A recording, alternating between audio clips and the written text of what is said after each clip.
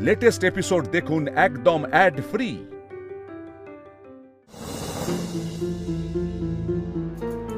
কি ব্যাপার, এখানে কি হচ্ছে?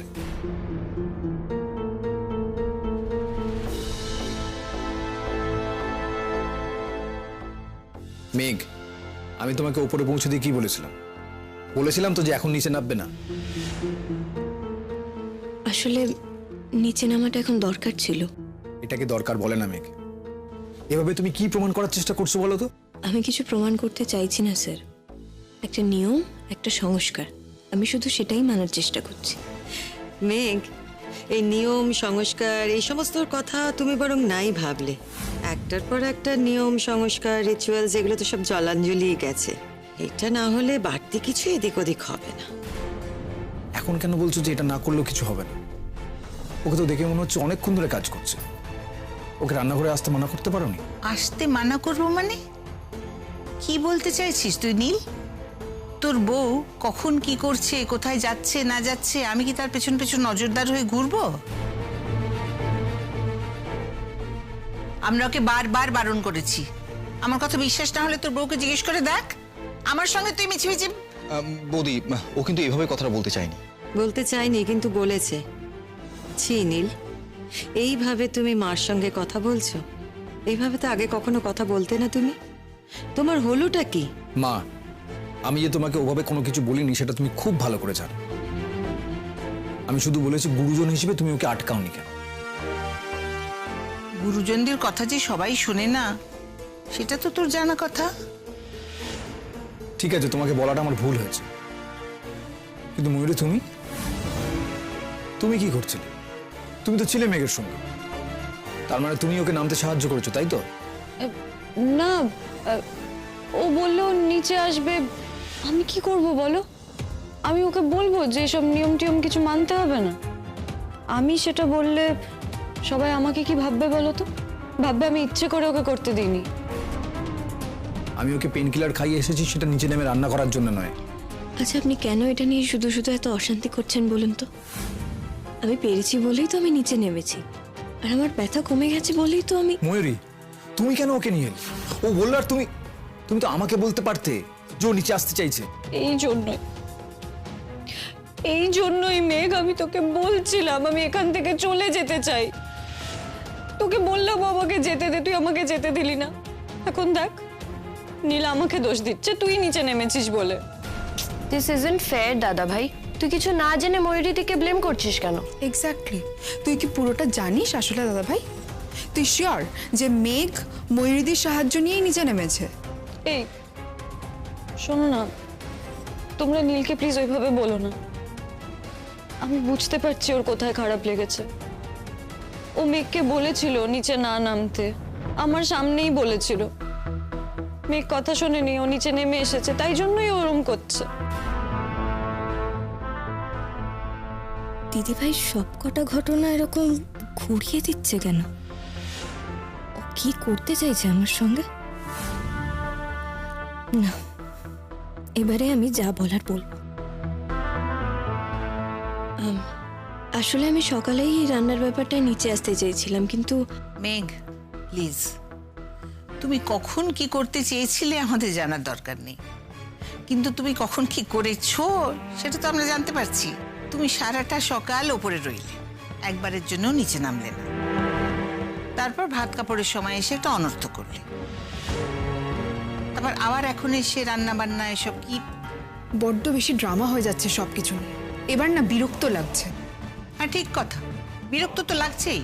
আমার ইচ্ছে করছে বিকেলে সমস্ত কিছু ক্যান্সেল করতে।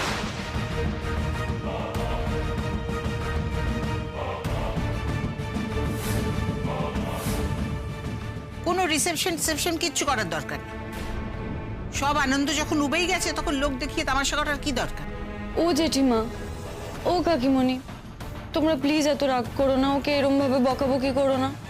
দেখো, বিয়ের পর সব মঙ্গল অনুষ্ঠানে তো বাধা পড়েছে, তাই হয়তো মেঘ এই নিয়মটা ঠিক করে করতে চাইছে আজকে।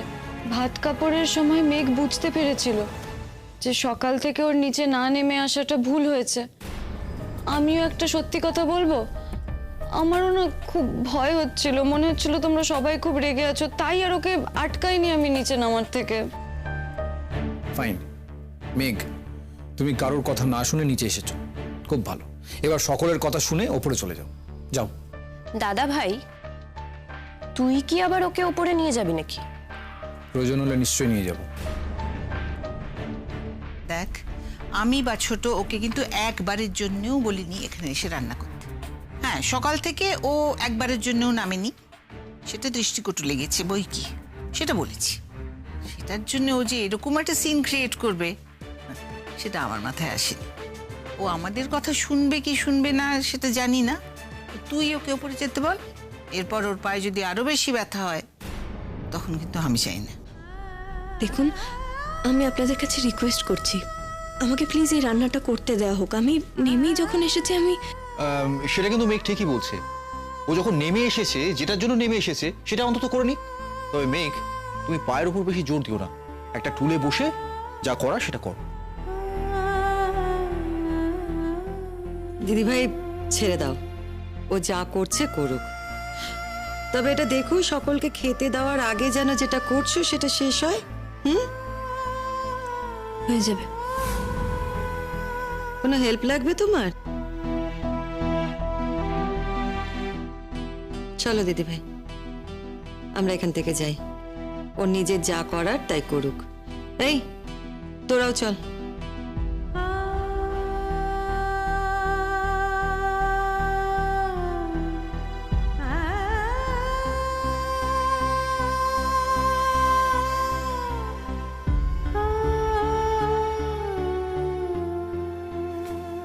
আমি তো যতদূর জানি তুমি রান্না বান্না ভালো করতে পারো না, তাহলে এগুলো করার দরকার কি? এরপর যদি উল্টোপাল্টা কিছু হয় তখন? মেঘ, আমি কোনো রাগারাগি না করেই কিন্তু তোমাকে বলছি, তোমার এখানে কারোর সামনে কিচ্ছু প্রমাণ করার দরকার নেই। স্যার, আমি কিছু প্রমাণ করতে চাইছি না, আমি শুধু নিয়মগুলোই ফলো করার চেষ্টা করছি। এগুলো মানা কিন্তু আমার কাছে জরুরি নয়। কিন্তু আমার এগুলো ভালো লাগে স্যার। যেটা অ্যাটেন্ড করতে যাচ্ছ সেটা রাতে জানো? আমার মাকে আমি অনেকবার পোলাও রাঁধতে দেখেছি, সেই থেকেই জানি। থিওরি আর প্র্যাকটিক্যালের মধ্যে ডিফারেন্স হয় সেটা জানো তো? আরে দাদা ভাই, আরে ওইভাবে বললে তো বৌদির কনফিডেন্স নষ্ট হবে, একটু বুস্ট আপ কর। বেশ, তোমার হাতে পোলাও খাওয়ার অপেক্ষায় রইলাম।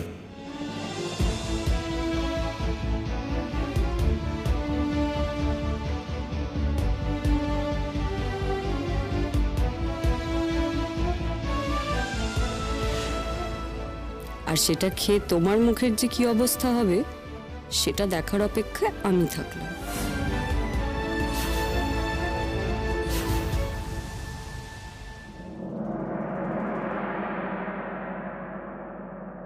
জলটা খেয়ে নাও।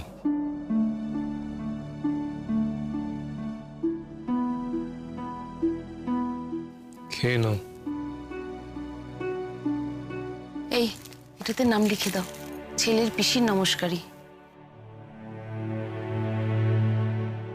জামাইবাবু, একটা কথা বলতে পারি, আপনার সৌরনীল যখন আপনাকে বলল আমি ময়ূরীকে না মেঘকে বিয়ে করব, তখন কিন্তু আপনার পুরো বিয়েটাই ক্যান্সেল করে দেওয়াই উচিত ছিল। সে কি, সেটা ক্যান্সেল করলে কি করে চলবে? তোমরা তো ওখানে দাঁড়িয়ে সব শুনেছো, উনি তো সবটা আগে থেকে জানতেন। উনি জানতেন যে সৌরনীল ওখানে এসে অসভ্যতামিটা করবে, উনি চুপ করেছিলেন, মজাটা দেখছিলেন। মজা দেখার মতো কোনো ঘটনা ঘটেনি, আর নিজের মেয়ের বিয়েতে মজা দেখার মতো মেন্টালিটি যে আমার নেই সেটা তুমিও জানো। আমি তোমাকে বলেওছি মধুমিতা, কেন আমি ক্যান্সেল করিনি। বিনতা, বিয়ে উৎসব সব আমি সেখানে দাঁড়িয়ে ক্যান্সেল করে দিতে পারতাম, কিন্তু করিনি, কারণ করলে ছেলেটার সঙ্গে অন্যায় করা হতো। সৌরনীল আমার বড় মেয়েকে একটা সাময়িক যন্ত্রণা দিয়েছে, কিন্তু সেই সঙ্গে সে একটা অসুখী বিয়ের হাত থেকে ময়ূরীকে তো বাঁচিয়ে দিয়েছে। বিয়েটা যদি হতো, ওদের দুজনের একজনও ভালো থাকতো। অসুখী বিয়েটা তো ময়ূরীকে সারা জীবন যন্ত্রণা দিত। হ্যাঁ, নীল হয়তো নিজের মন বুঝতে একটু দেরি করে ফেলেছিল, কিন্তু আমি নিশ্চিত যে 100 জন বাঙালি ছেলের মধ্যে 99 জন ওই রকম একটা পরিস্থিতিতে নিজের সঙ্গে কম্প্রোমাইজ করত, নিজের জীবনের সঙ্গে। আর একটা অসুখী দাম্পত্য টেনে নিয়ে যেত, তারপর একটা দিন সেটা ছিঁড়ে টুকরো টুকরো হয়ে যেত। কিন্তু সেখানে দাঁড়িয়ে সেই ব্যতিক্রমী একজন, 100 জনের মধ্যে একজন হয়েছিল নীল। সে অকপটে নিজের মনের কথা বলে দিয়েছিল, আর ওর সেই বলায় আমি দুটো জিনিস বুঝেছিলাম বিনোতা। দেখো বিনোতা, আমি তো একজন অধ্যাপক, 28 বছর ধরে পড়াচ্ছি আমি। ওদের চোখের দিকে তাকালে আমি বুঝতে পারি যে কে অসৎ আর কে সৎ। আমি বুঝেছিলাম সৌরনীল একজন অত্যন্ত সৎ ছেলে, আর বুঝেছিলাম যে মেঘকে ও অন্তর থেকেই ভালোবেসেছে। তাই সেই ভালোবাসাটা থেকে মেঘকে বঞ্চিত করতে আমার মন চাই। তা মেঘকে অন্তর থেকে ভালোবেসেছে এটাও কখন বুঝলো? ময়ূরীর গায়ে হলুদ হয়ে যাবার পর, তাই তো? সত্যি বলছি বিনোতা, আমার হাতে যদি কিছু থাকতো না, ওই ছেলেকে আমি পুলিশে দিতাম, কোর্টে টেনে নিয়ে যেতাম। সোজা না, খুব সোজা। আমি তোমাকে না, আমি ওকে ভালোবাসি। পুলিশ দিয়ে আবার নতুন করে খেলা শুরু করলাম, এর মধ্যে বউ বদল। মেজদি রাগ করাটা কিন্তু জাস্টিফাইড জামাইবাবু। আপনি যাই বলুন, আমার ময়ূরীর জন্যই কষ্ট হচ্ছে। পুরোটাই ওর কি দোষ ছিল? না, দোষ ছিল না, কিন্তু সেও বোধহয় বুঝতে পারেনি সৌরনীলকে। না হলে সৌরনীল যে বিয়ে থেকে পিছিয়ে যেতে চেয়েছিল সেটা তো আমাদের জানাতো। ব্যাস, এই তো ময়ূরীর দোষ খুঁজে পেয়ে গেছো তুমি। বিনোতা, তুমি আমাদের পরিবারের কেউ না হয়েও ময়ূরীর ব্যাপারটা বুঝতে পারছো। আর ইনি সারা জীবন ধরে শুধু মেঘের বাবা হয়েই কাটিয়ে দিলেন। আমার অসুস্থ মেয়েটাকে কোনোদিনও। মধুমিতা, কে সুস্থ আর কে অসুস্থ এই আলোচনাটা এখন থাক। আর আমি কোনোদিনই কেবল মেঘের বাবা নই, ওদের দুজনেরই বাবা। সেই কারণেই আমার মনে হচ্ছে যে ময়ূরীর ওখানে থাকার ব্যাপারটা মেনে নেওয়া মানে ওর সঙ্গে অন্যায় করা। সে হয়তো ওখানে অনেক কাজ করার চেষ্টা করছে, কিন্তু মন দিতে পারছে না কিছুতেই। তুমি কি জানো কত বড় দুর্ঘটনা ঘটেছে? ভাতের ভারী কাঁসার থালা পড়ে গিয়ে মেঘের পা কেটে রক্তারক্তি হয়েছে।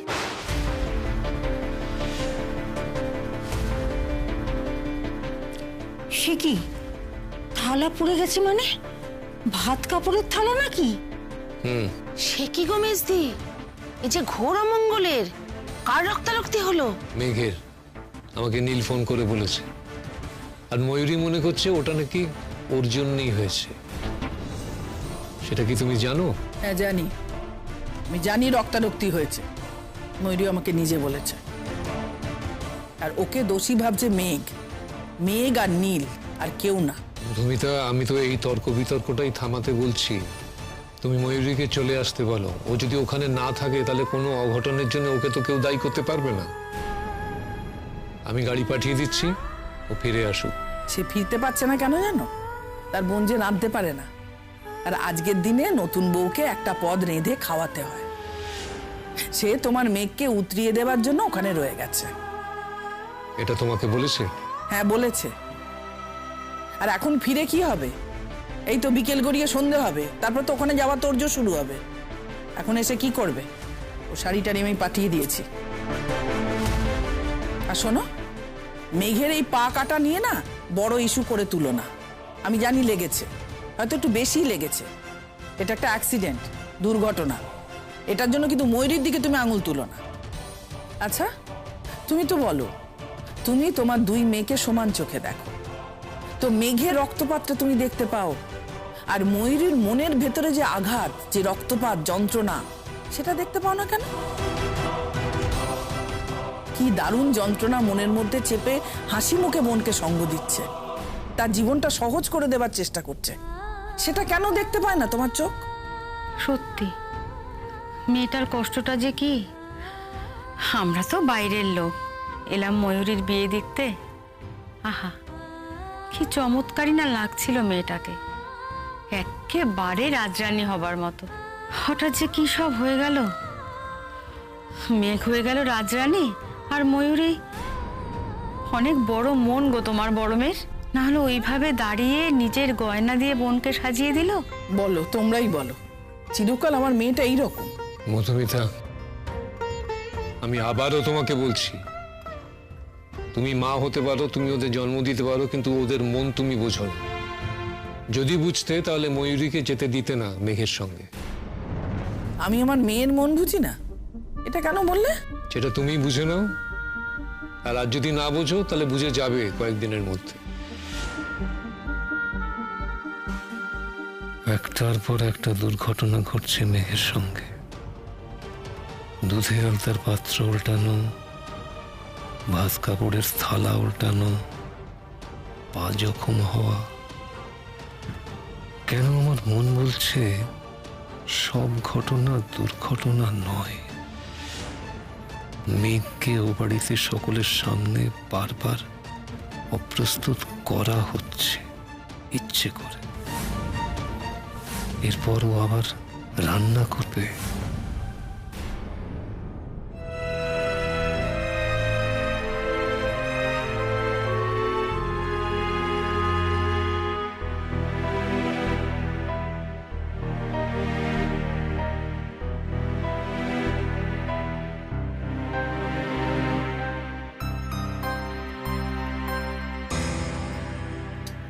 সবই তো দিচ্ছিস, নুন দিবি না?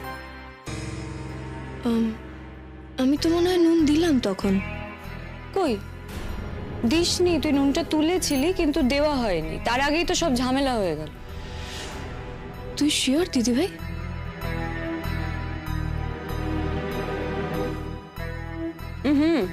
দিসনি, নুনটা দে, আমি একটু জল খাই।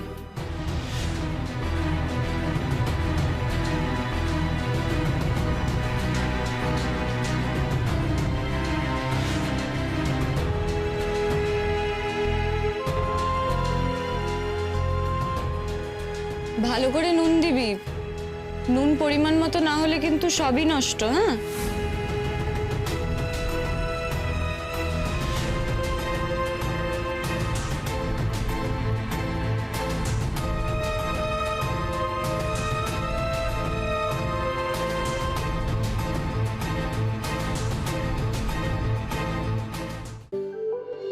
লাল, ডালটা নিয়ে আয়।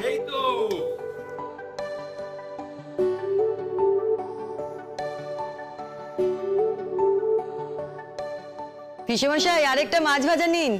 দেবে দাও, মাছ ভাজার মজাই আলাদা। দে মিনি। ওই মেয়েটিকে দাদা, ওকে তো চিনলাম না। কোনজন শালাবাবু? ও, ও তো ময়ূরী, নীলের বড় শালি। তা বড় শালি তো এখানে ছোট বোনের শ্বশুর বাড়িতে কেন? ওই আর কি, মেঘের সঙ্গে এসেছে, চলে যাবে, আজ রাত্রেই চলে যাবে। তা এই মেয়েটির সঙ্গে কি প্রথমে বিয়ের ঠিক হয়েছিল ভাগ্নে বাবু? হ্যাঁ।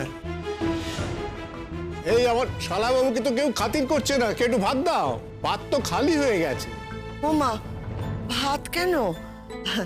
এবার তো আমার নতুন নাতবউ পাতে পোলাও দেবে, সেইটা খাও বাবা। এসো মেঘ।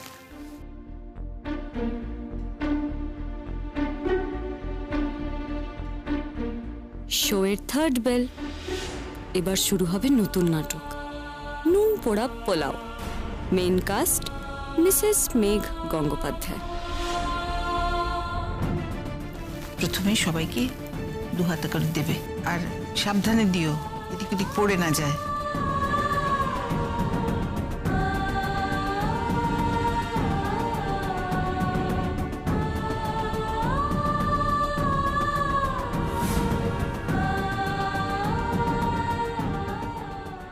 ও বড় বৌমা, আমি তোমাকে বলে দিচ্ছি, আজ কিন্তু আমি পেট পুড়ে পোলাও খাবো। হ্যাঁ, তখন এই ঘি আছে বলে আমাকে দেবে না, সেটা কিন্তু হবে না।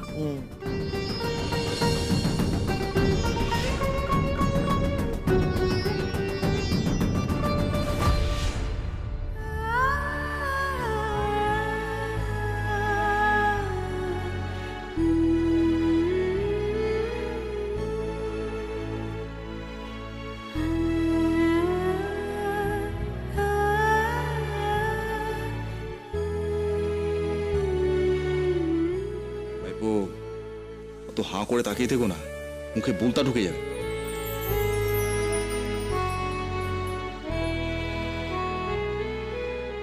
এ মা গো, এ পাতে কি দিয়েছো নতুন বউ? এ মা,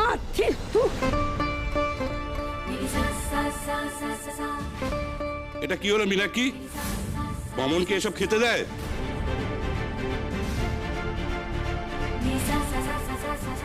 এ কি ব্যাপার? লোককে খেতে দেওয়ার আগে নিজেরা কি দিচ্ছ দেখে নেবে না? এই জিনিস কেউ লোক ডেকে নেমন্তন্ন করে খাওয়ায়? ছি ছি ছি। বানিয়ে টেস্ট করে দেখোনি? না মা, আসলে দেরি হয়ে গেছিল। চুপ করো, আবার একটা কেলেঙ্কারি। মেশমশাই, কি গন্ডগোল হয়েছে বলুন তো? আসলে নতুন বউ হয়তো চিরকাল নতুন বইটা পাতে ভাতের দিনে রাধে মীনাক্ষী। ও মীনাক্ষী, এই যে নুনে পোড়া গো, এই নুনে পোড়া খাবার তোমরা সবাইকে ডেকে খাওয়াচ্ছ?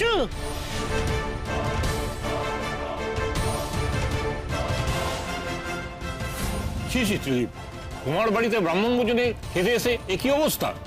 অনেক হয়েছে, থাক, আমি আর খাবো না, আমি উঠলাম। বড়দা, বড়দা এভাবে উঠে যাবেন না। এভাবে উঠে গেলে যে গৃহস্থের অকল্যাণ। কল্যাণ হবার মতো তো কিছু ঘটেনি এখানে। আরে বাবা, মানছি পোলাওতে নুন বেশি হয়েছে, তো এই পোলাওটা বাকি রেখে বাকিগুলো খাও না, সেগুলোতে তো কোনো অসুবিধে নেই। তুমি বলো তো, আমি নতুন করে প্লেট দিতে বলছি। কোনো দরকার নেই। শুনুন না, আমি কি বলছি, আমি আপনাদের সবার কাছে হাত জোর করে আমার একমাত্র বোনের হয়ে ক্ষমা চেয়ে নিচ্ছি। প্লিজ ওকে ক্ষমা করে দিন। আসলে ও না তেমন রান্না বান্না জানে না, ও চেষ্টা করছিল।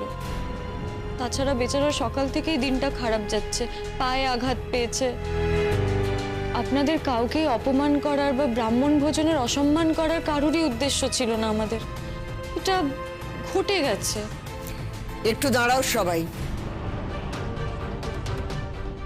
পাত ফেলে কেউ উঠে যাবে না। এখানে আমি সব থেকে বড়, আমি যা বলবো তাই হবে।